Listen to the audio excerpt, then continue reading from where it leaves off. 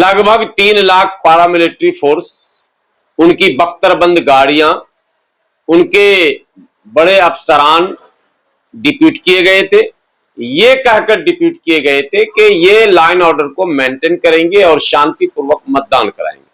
लेकिन मतदान से पूर्व और मतदान के दिन जो दृश्य आए सामने, वो देश ने देखा, आपने भी देखा, हमने भी देखा। मुझे लगता है किसी भी लोकतांत्रिक देश के लिए वो दृश्य बेहतर नहीं है जहां सीआरपीएफ के नौजवानों के साथ भाजपा के नेताओं ने टीएमसी वर्करों पर हमले किए। वो ये है कि पश्चिम बंगाल का मसला और राज्यों से अलग है। पश्चिम बंगाल में एसआईआर जो हुआ था वो विवादित एसआईआर था।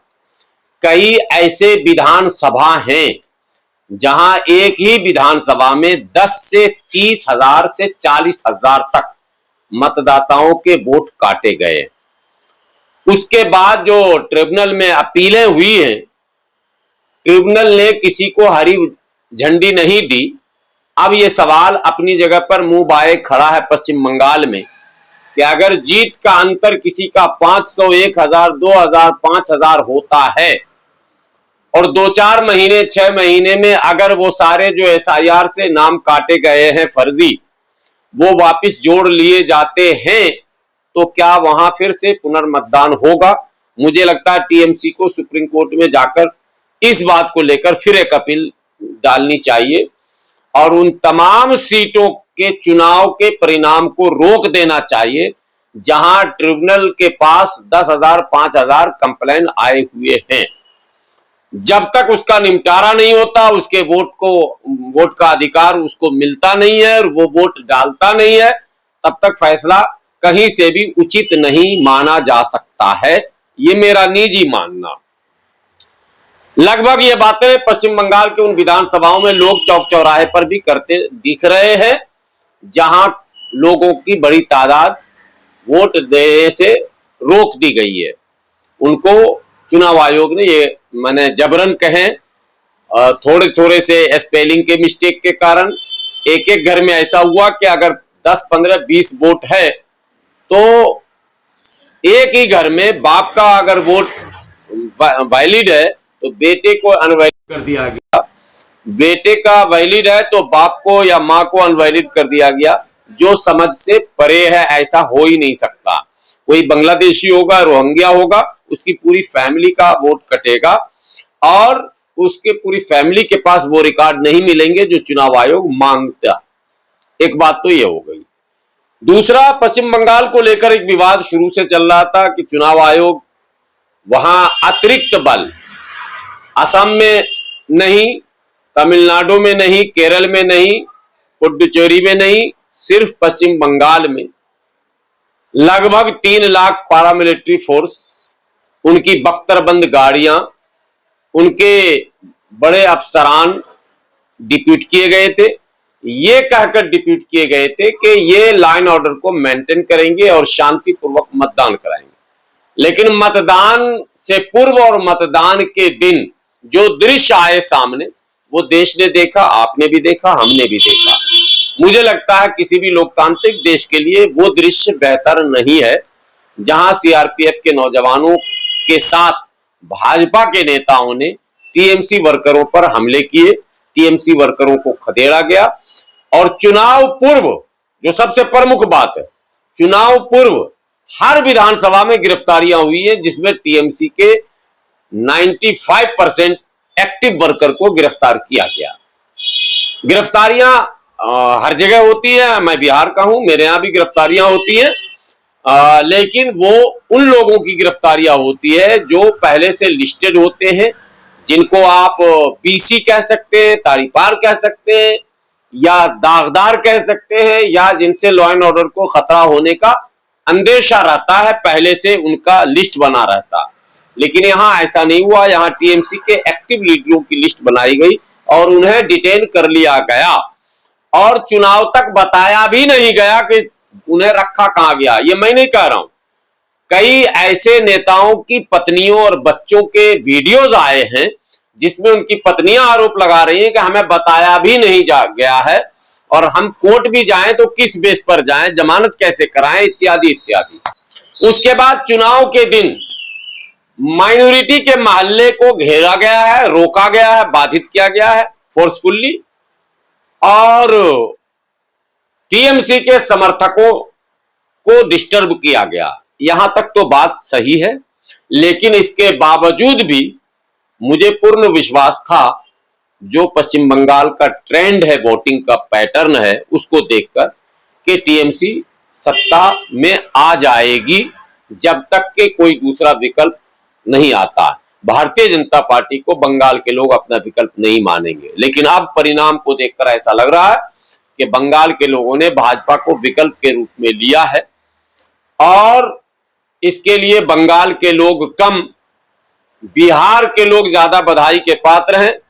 बिहार, उत्तर प्रदेश, उड़ीसा के लोग जो परप्रांतीय हैं, उन्होंने भाजपा को बहुत पुश किया। बंगाल के अंदर भाजपा के पक्ष में बहुत ताकत लगाए, उनके तमाम नेता भी वहां जाकर कैंप किए, तो वो सफल हुए हैं।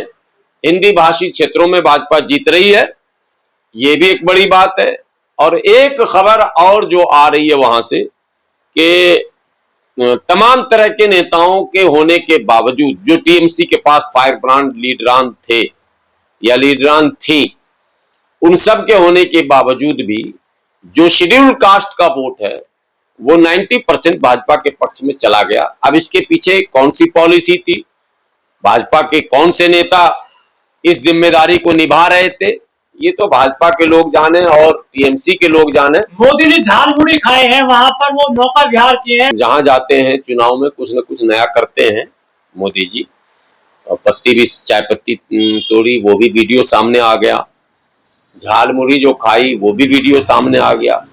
ये न झाल मुड़ी है, न पत्ती का वोट है, न झाल मुड़ी का वोट है, ये है पोलराइजेशन का वोट, और ये दुर्भाग्यपूर्ण वोट है। मुद्दे पर वोट नहीं हुआ है। मुद्दे पर अगर वोट होता, अब आपको बताऊं, बंगाल के लिए सबसे बुरी खबर यह है, जो दिल्ली वाले भुगत रहे हैं। दिल्ली में जो सुविधाएं केजरीवाल सरकार द्वारा दी जा रही थी, जो सुविधाएं दी जा रही थी, पानी को लेकर, बिजली को लेकर, दूसरे राशन को लेकर और तमाम चीजों को लेकर, महिलाओं को जो विशेष सुविधाएं दी जा रही थी, यहाँ तक कि बसों में यात्रा फ्री हो रही थी, उन सब चीजों को भारतीय जनता पार्टी ने यहाँ छीन लिया। 1 साल से अधिक भाजपा की सरकार बने यहाँ हो चुकी है। आपको पता होना चाहिए, बिजली बिल तेजी से बढ़ रहा है, बिल दबा के आ रहा है, पानी का संकट बना हुआ है। 2500 रुपया महिलाओं के खाते में डालने का वायदा जो भारतीय जनता पार्टी ने दिल्ली में किया था, उस पर कोई चर्चा अभी तक हुई ही नहीं है। घुसपैठिए बाहर होंगे पश्चिम बंगाल से। अब जो रोहिंग्या वगैरह हैं, जो ऐसा कार्य करा था, उसे जो है निशाने पर आ गए गुरु। 10 साल भाजपा की सरकार पश्चिम बंगाल में है, आज तक घुसपैठिया बाहर नहीं हुआ। दूसरा टर्म योगी जी का उत्तर प्रदेश में है, घुसपैठिया बाहर नहीं हुआ।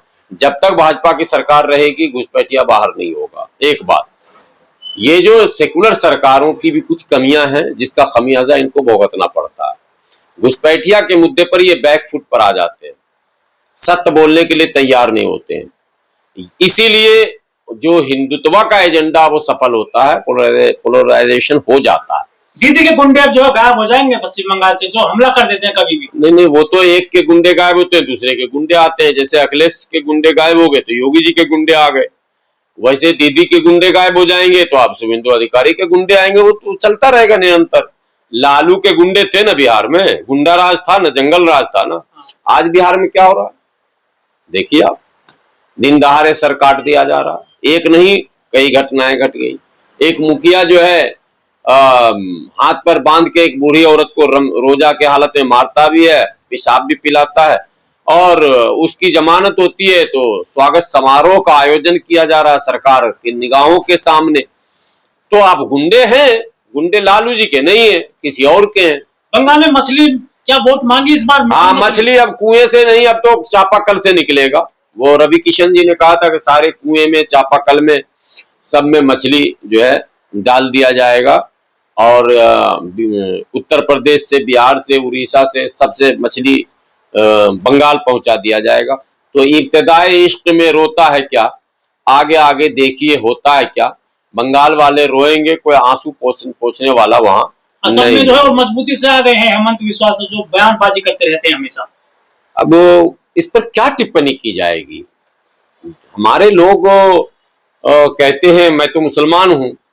अब मुसलमान का कहना है कि हम भाजपा को जीतने नहीं देंगे। बेवकूफ, तुमने जिताया कब था जो तुम हराना चाहते हो? जिसने जिताया वही हराएगा, ये नियम है। हमने तो कभी जिताया ही नहीं, मुसलमानों ने तो कभी भाजपा को जिताया ही नहीं। तो जब भाजपा को आप जिता नहीं सकते हैं तो भाजपा को आप हरा भी नहीं सकते। जिसने भाजपा को जिताया है वो भाजपा को हराएगा। वो एक गाना आपने सुना था, जो राम को लाए हैं हम उनको लाएंगे। तो जो राम को लाए हैं उनको वो लाए हैं, उनको भी वही अब विदा करेंगे। हम नहीं कर सकते विदा, विदा वही करेंगे। और ये बात भारत के मुसलमानों को समझ लेनी चाहिए। बंगाल के मुसलमानों को क्या होगा? आप जो घुसपैठिए बंगाल के मुसलमानों को भी ये बात समझनी चाहिए, असम के मुसलमानों को समझनी चाहिए, बिहार, उत्तर प्रदेश और भारत के सभी कोने कोने में रहने वाले मुसलमानों को ये समझ लेना चाहिए कि आपको मिल बैठ के एक नया सिस्टम बनाना होगा पॉलिटिक्स में। हर जगह पोलराइज, देखिए ध्रुवीकरण पर भाजपा जितना मेहनत करती है, मुस्लिम लीडर उससे कहीं कम नहीं है, उससे कहीं पीछे नहीं है ध्रुवीकरण में। बंगाल में तो आपने जो देखा, बिहार में आपने देखा, उत्तर प्रदेश अभी चुनाव 8 महीना दूर है। देख लीजिए एमआईएम के प्रदेश अध्यक्ष का बयान देख लीजिए, उसका एक एक बयान ऐसा लगता है कि योगी जी फेल हैं। तो ध्रुवीकरण में मुसलमान कहीं पीछे नहीं है भाई, इनको क्लीन चिट नहीं दे सकते हम। तो दिल्ली के बाद अब बंगाल जाएंगे बुलडोजर भी जाएंगे। मुसलमानों के बुरे दिन शुरू होंगे, हिंदू भाइयों के अच्छे दिन शुरू होंगे। जैसे उत्तर प्रदेश में हिंदू भाइयों के अच्छे दिन आ गए, असम में भी हिंदू भाइयों के अच्छे दिन आ गए, बिहार में भी आ गए। 20-25 साल से लगभग मध्य प्रदेश में भाजपा की सरकार है, हिंदू भाइयों के अच्छे दिन है वहां भी, वो तो खबरें आती ही रहती है आपको। लेकिन हाँ, हिंदू भाइयों के अच्छे दिन रहे बुरे दिन रहे फर्क नहीं पड़ता, गुड फीलिंग तो उनको होती है भाजपा के जीतने के बाद, चाहे मामला जो कुछ भी हो, लेकिन फीलिंग्स जो है, और ये फीलिंग्स अब बंगाल वालों को भी होगा। बहुत दिनों के बाद इस्लाम खत्म हो गया। टीएमसी को इस्लाम मानते थे, ठीक है, कांग्रेस को मुसलमानों की पार्टी मानते हैं, अखिलेश को मुसलमानों की पार्टी मानते हैं। तो उनको ये लगता है हिंदुत्व जीता और इस्लाम, ये चुनाव का कुछ इस तरह का वर्षन चलता है। नेता का बयान भी ऐसा आता है, शुभेंदु अधिकारी बोल भी रहे थे हिंदुत्व खतरे में है। तो अब तो खतरे से निकल गया बंगाल में, और हमें लगता है खतरे से सिर्फ हिंदुत्व नहीं निकला है, सारा घुसपैठिया भी खतरे से अब निकल गया। अब अगले राज्य में वो प्रस्थान कर जाएगा। वामपंथ का क्या होगा सर? वामपंथ एक विचारधारा है, उसको सीट से सरकार से लेना देना नहीं, वो अपना काम करती रहती है। तो संघ स्थापित हो गया वहां पर बंगाल में। ठीक है, वैचारिक लड़ाई में देखिए वामपंथ कब तक देश में टिकता है, लेकिन वो एक विचारधारा है और वो अपनी जगह पर जो लोग भी हैं जहां भी हैं कर रहे हैं, ठीक है। कुछ पार्टियां तो बिहार में काफी मजबूत भी हो रही हैं उसी बहाने, जैसे माले अपना पैठ जमा रही है। तो वैचारिक लड़ाई में चल हार जीत तो होता ही रहता है। भाजपा के लोग जीते हैं, उनको बधाई दीजिए, शुभकामना दीजिए और अपील कीजिए देश के होने के नाते कि कम से कम आपका उद्देश्य था सत्ता प्राप्त करना, वो आपने कर लिया, लेकिन अन्याय अत्याचार मत कीजिएगा। ये अपील हम कांग्रेस कैसा देखते हैं स्पीकर सर? वो तो कोई दिखाई नहीं दे रही है ठीक से। नहीं, कांग्रेस का तो जब अधीर रंजन चौधरी जैसा दिग्गज नेता, 4 बार लोकसभा जीतने वाला, विधानसभा हार रहा चुनाव, इसके पीछे कई कारण है। भाजपा के कार्यशैली को जब तक आप देखेंगे नहीं, देखिए दुश्मनों से भी सीखना चाहिए। यहाँ पॉलिटिकल पार्टियां सीखती नहीं, हवा में किला बांध रहे हैं आप। हवा में किला नहीं चलेगा आपका, हवा में नहीं चलेगा किला। जमीन पर क्या है आपका? आपने कैडर कितने तैयार किए, आपने कार्यकर्ता कितने तैयार किए, आपने पदाधिकारी कितने तैयार किए, आपने सम्मेलन कैसे कराया, उनका माइंड वॉश कैसे किया, उनको आपने क्या सिखाया, समाज में जाकर वो क्या बात करेंगे। तो क्या बंगाल से पलायन रुक जाएगा? बंगालियों का वो कहें 1 लाख नौकरी दी जाएगी हर साल, अमित शाह ने बोला था चुनावी सभा में।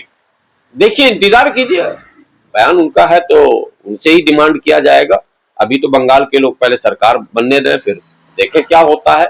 ऐसे अनुभव तो ये बताता कि ऐसा कुछ होगा नहीं। ये सारे चुनावी वादे होते हैं, चुनावी जुमले होते हैं जो चुनाव के बाद खत्म हो जाते हैं, ये तो देखा ही गया।